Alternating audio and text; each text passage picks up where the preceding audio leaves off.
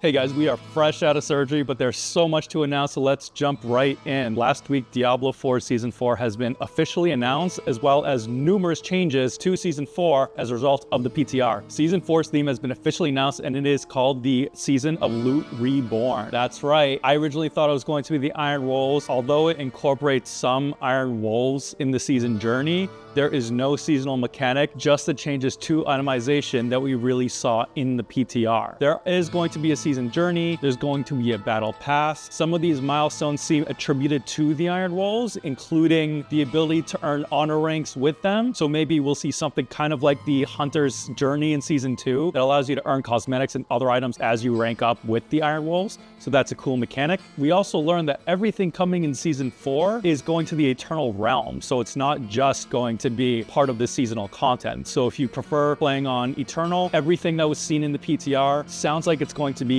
inside the Eternal Realm as well. Now, as a result of the PTR, there are numerous changes that occurred. These include both improvements and buffs, as well as unfortunately some nerfs. Let's start with the buffs first. With the two new crafting systems, Masterworking as well as Tempering, some improvements were addressed that were brought up during the PTR. First off, Masterworking no longer has a chance to fail. And then also, every time you use Masterworking, there would be an animation showing the item getting upgraded to the next rank. Now, this animation will be skipped except for milestone ranks that give you that huge boost to one of your affixes. So in other words, you'll only see the animation during ranks 4, ranks 8, and I believe rank 12.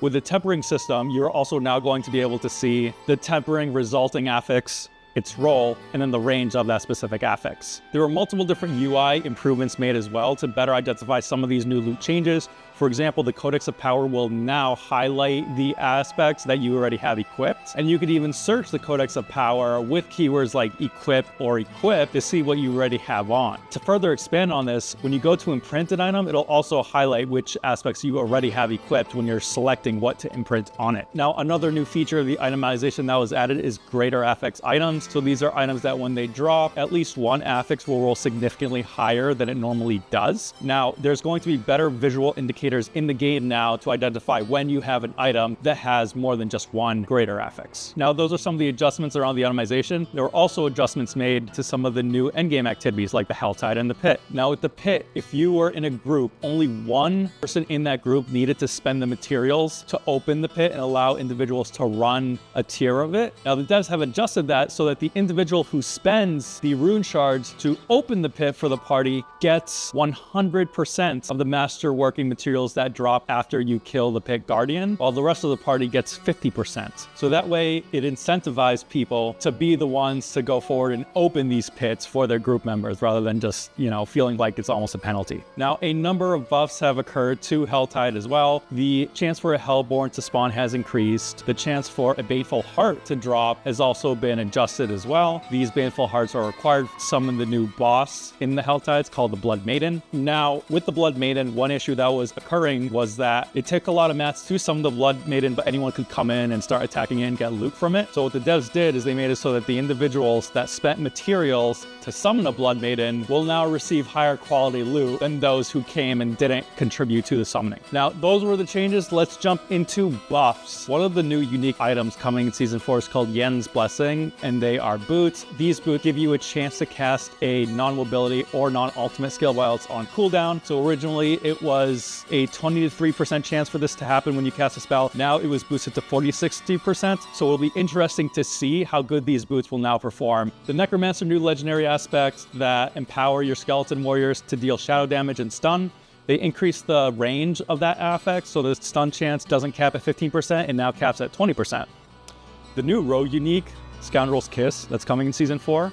It allows rapid fire to also lob explosive arrows at different areas. The pattern of these explosive projectiles are now more predictable. The Flame Weaver unique gloves for sorcerers has also been buffed to shoot 4 fireballs instead of 3, and numerous other items were updated as well. Razor Plate, for example, now works with Masterworking, as well as having multiple Thorns affixes. For example, Maximum Evade Charges affix now is boosted to 3 rather than a maximum of 2. Amulet Resistance, this is pretty big, went up from 19 to 25%, and then Signal Elemental Resistances on rings went up from 8 to 10%. Now, there were numerous other updates as well that were small here and there. I won't go into each one or else this video would be well into 30 minutes. So let's go into the sad part of the video, which is to address the nerfs.